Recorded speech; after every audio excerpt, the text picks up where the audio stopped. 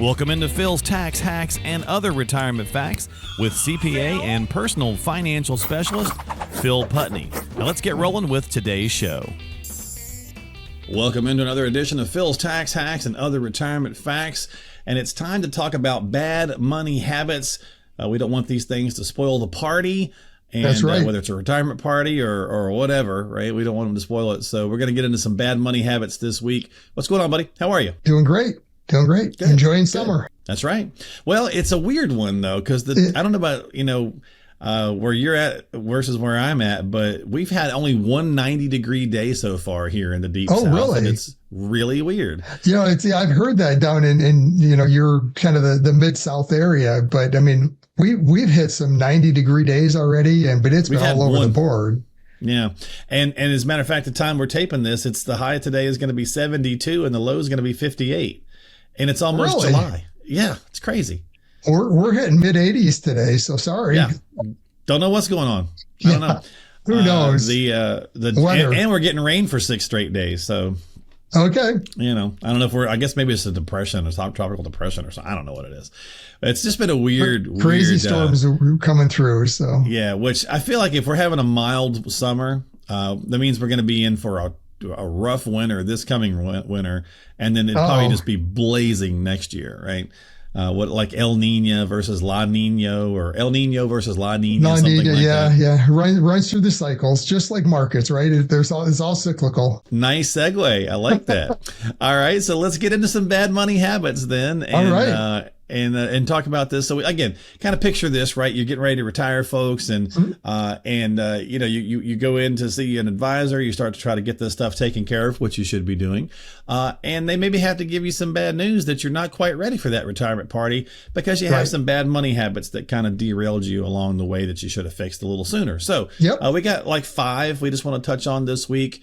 These are things that clearly, it's just something that each person's going to have like this kind of hiccup, right? We all have bad habits, right, Phil, in every aspect of life, right? Maybe you drink this stuff that you shouldn't, and maybe, too much coffee or whatever. Too much caffeine, right? Yeah, whether it's Mountain Dew or coffee or maybe cigarettes or whatever it might be. We all have bad habits, right? So no judgment there. But let's not have those bad money habits so that they don't spoil our retirement party. Right. And since you said market, let's just go with the first one, since that was a nice little segue from you. Being addicted to that rising stock market. Now, we had 12 years of this, Phil. Right. It was kind of easy to get addicted to. It's just easy to get addicted, right? 22 kind of slapped us back. Always going to keep going up, right? Yeah. 22 kind of slapped us back. But at the time we're taping this, Phil, we've had a couple of good weeks here. And I believe the market technically for 23 is up overall.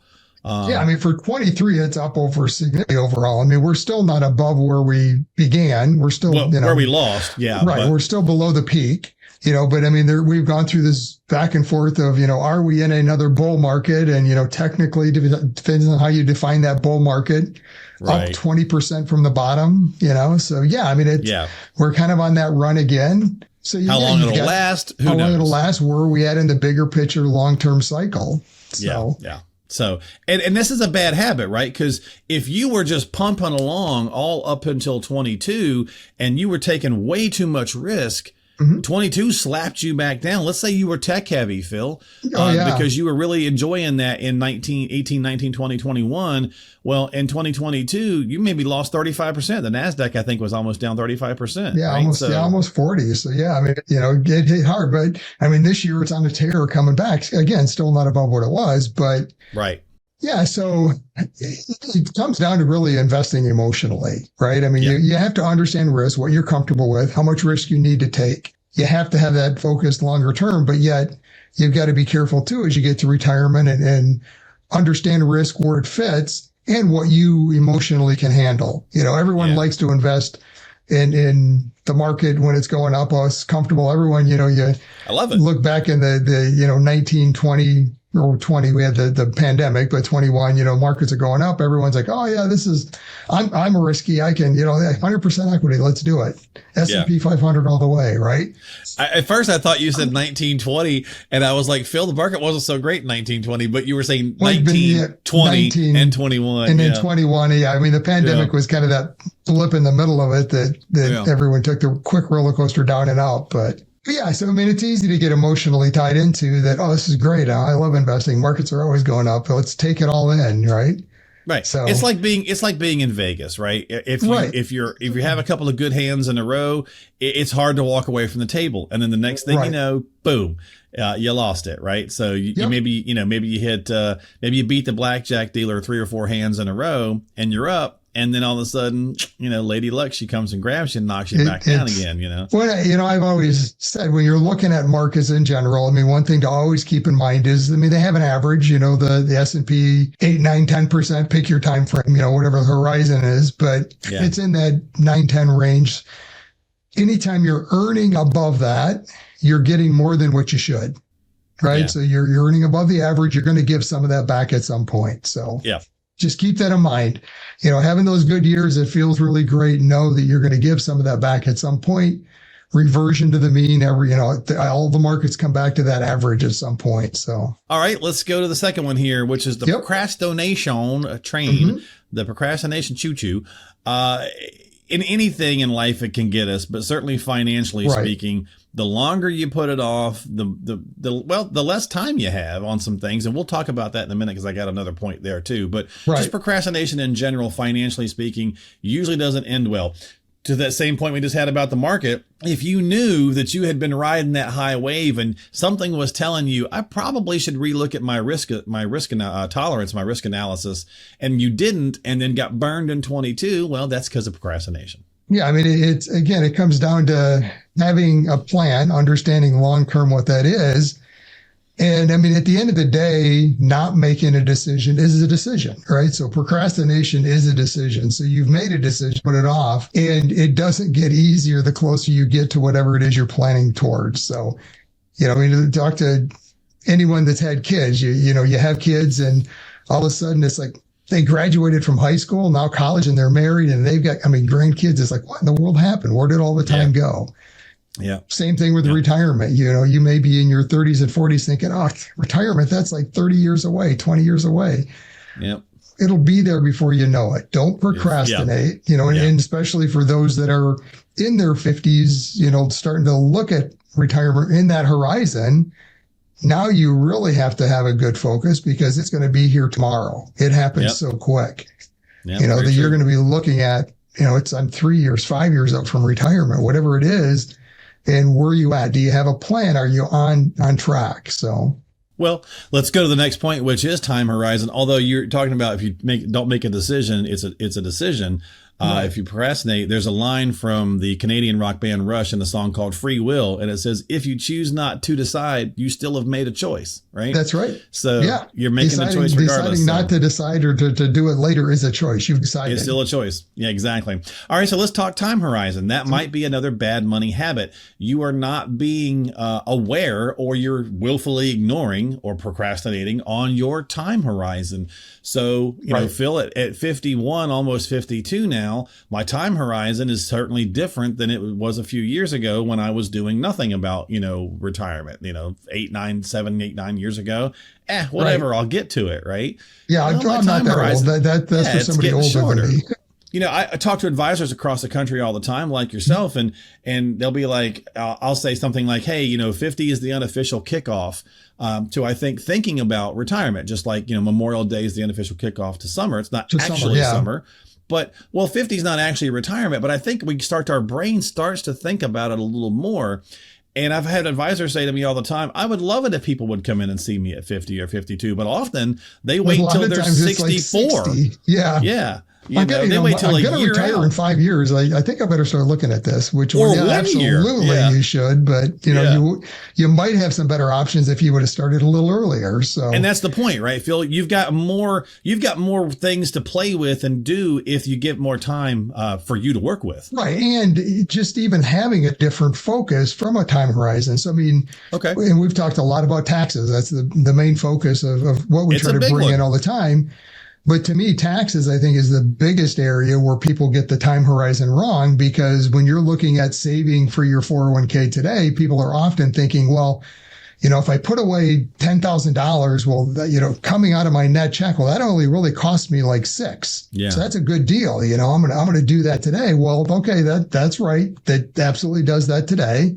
Mm-hmm. But what does it look like long term? So what blend should you have in those tax buckets? Don't look at today, taxes in general. And we've talked with, CPAs in general have that short time horizon, last year, this year, next. Tax preparers in general, right? That's how they get judged. That's their focus, is how do I save taxes in that time frame? Mm-hmm. You have to look long term, and that's just taxes. There's a lot of other decisions you have to look at long term. Risk. We've talked about that before. People approaching retirement often think, I'm going to retire next year, so I've got to change everything. It's got to be really conservative now. Well, no, because hopefully you're in 30 years of retirement. So part of the money you might. You still got to chase inflation down. Longer time horizons. So you need to, bottom line, you need to have a plan, right? You've got to have a strategy set out now through life expectancy. What does that look like? So now you've got a bigger vision of retirement. Well, okay. So to the next point, that flows nicely from risk analysis or kind of just reconfiguring things based on time horizon. And that's really the diversification of the portfolio. And last year, we'll just keep beating up on 22 because it gave us a lot of reasons. It was a great example for a lot of things. I need to diversify. I need to pare back risk. Blah, blah, blah, blah, blah. So I'm going to do the traditional 60-40. Well, last year said 60-40 sucks. You just got hammered. Yeah. Right. Yeah. So, diversification is often thought of, from an investment standpoint of, okay, what's my blend between stocks and bonds? And then even further than that in the stock section, how much is large, mid, small, international, all the different types and asset classes that you can have. Similar concept with bonds, shorter, longer term, all that. Mm-hmm. And that's one version of diversification. And truly, you need to understand diversification. But to me, stepping back and understanding what is the purpose of diversification, it's to minimize risk. So you have to take it beyond just the simple asset class diversification. And again, it depends on what your strategy is. Ours from that time horizon is that bucket type strategy. That's how we're diversifying, because we've got a shorter term time horizon. One strategy for that set of money for now the soon bucket, the now money in the bank. Soon is the money we're spending in the next 10 to 11. The later bucket, the long term, that's got a different time horizon, different diversification, different asset allocation than the shorter term. And even beyond that, taxes, your tax diversification. We talked about your tax buckets, the taxable, tax deferred IRAs, 401ks, tax-free Roth IRAs. What's your mix in there? What should that diversification look like? Well, you talk a lot about taxes, Phil. It's like you're a CPA or something. I don't know. I'm sorry. It's in the blood. So you clearly got to diversify the portfolio. And to your point, you got to have that soon money, that later money, and really tax buckets, same kind of thing, right? You got to think about your tax consequences of the various stages of the money. So again, that's another bad money habit if you're not paying attention to that stuff. Or finally, our final point, working with someone who can help you do it. And so a bad money habit might be, and I'm going to reach out to everybody who owns a home out there who's checking out the podcast, because you've done this. Be honest with me. Send me a comment in this comment section on YouTube. If you went cheap on hiring someone to do work at the house, what happened to you? It cost you more, right? Almost at some point, maybe not every time. Maybe you got lucky every now and again. But if you cheap out, it typically comes back to bite you in the tush. Well, I think that same thing could apply, Phil, to avoiding professional financial help in order to save money. Because I'm not paying those fees to the advisor, so I'm saving money. I'll do it myself. Well, DIY was great for 10 years during the bull run. Wasn't so great last year. And that's more common than 10 straight years of going up. Right. I mean, the markets move in cycles. We don't always have, and we've talked about it numerous times, but I mean, that bull run we had that ended in 2022, I mean, that was the longest one in history. I mean, we've never had that long of a run. So hopefully you enjoyed some of that. But on the flip side, you have to be prepared for both sides of it. But it comes down to having that bigger plan. So, I mean, the advantage with working with an advisor and helping you, first of all, develop the plan. And I always tell my clients, it's kind of like building a house, right? I mean, you want to have a plan, a strategy first. You wouldn't just, to build a house, go to Home Depot or Lowe's, whatever your favorite, lumber yard is, and start throwing stuff in the cart and go home and, okay, I'm ready. Let's do this. Right. What are you doing first? I mean, let's build the strategy out, figure out all the different pieces, how it works, Social Security, pensions, all the different factors that plays into your overall financial plan. Now that you have that, then come back and look at the investments and how do they work into that plan. And that's really where the advisor can help, is with the plan, first of all. Secondly, is then walking you through that strategy all the way through retirement, and hopefully helping you not make some of these emotional decisions. Yeah. And think about some of the really massive companies out there like Vanguard. Okay. So they've got some of the lowest, cost things out there in the investment world. And even they publish a study every so often that shows where an advisor can help. And actually help you, do better than you could do on your own. And that's just on the basic investment side, let alone tax preparation and tax planning for future events. Yeah.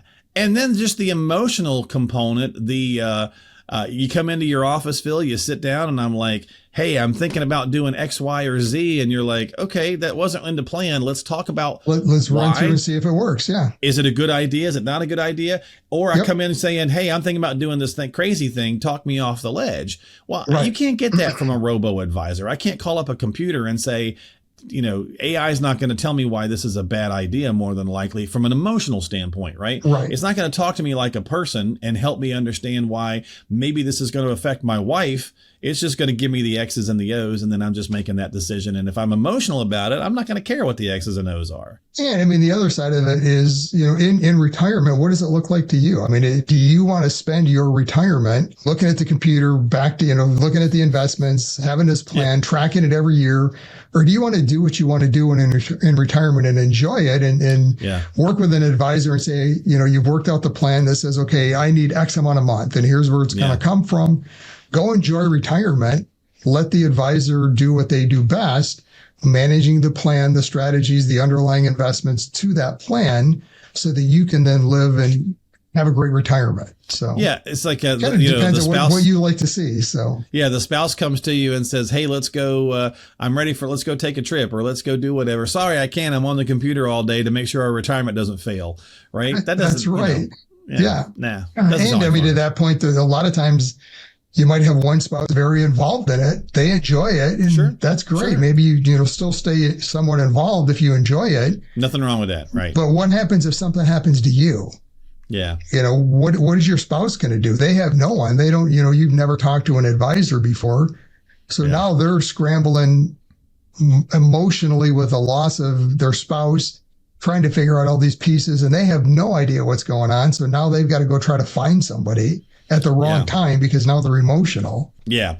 And I think it's a cheesy kind of cop out to say, well, I'll save money by not hiring a professional. Again, all of us have had that encounter in life where once we've done that, we went, man, I should have hired a professional. It would have been easier. I could have done something else, enjoyed what I was doing, and, it would have been done right because they know what they're doing. Yeah. Especially if you DIY'd some plumbing project and then you flooded your house. You know what I'm talking about. Right. And then explain that one to the insurance company. That's right. And all right. Well, that's going to go with it. So yeah, exactly. Well, that's going to do it this week here on the podcast. So bad money habits that could spoil the party. Don't let those things spoil the party. It's pretty easy to do. Just get some professional professional help. There's nothing that doesn't mean you can't be involved. It doesn't mean you can't do things. You actually should be involved. You want to make sure that you are. Yeah, it's a partnership. So get yourself onto the calendar with a qualified professional like Phil Putney, who is a CPA and a personal financial specialist. If you're not, in that area, if you're not around Phil, I mean, he works with clients all over the place. Obviously, he's based in Michigan, but he's got clients everywhere. So you can do the remote thing. You can talk to him over Zoom. Kind of like what we're doing right now. And you can, there's lots of ways to get some help. So just do something for yourself and your retirement. Talk to a professional today. Again, like Phil Putney, and you can reach out to him at 248-888-7530. That's how you can call him at 248-888-7530. Don't forget to subscribe to the podcast on Apple or Google or Spotify or YouTube. If you're watching this, hit that subscribe button and share others with others who might benefit. You can find all of it at philstaxhacks.com. That's philstaxhacks.com. For Phil, I'm Mark. We'll see you next time here on the podcast. This has been Phil's Tax Hacks and Other Retirement Facts. Phil? Investment advisory services offered through AFS Wealth Management. The content of this program is provided for informational purposes only and is not a solicitation or recommendation of any investment strategy. Investments and or investment strategies involve risk, including the possible loss of principal. There is no assurance that any investment strategy will achieve its objectives.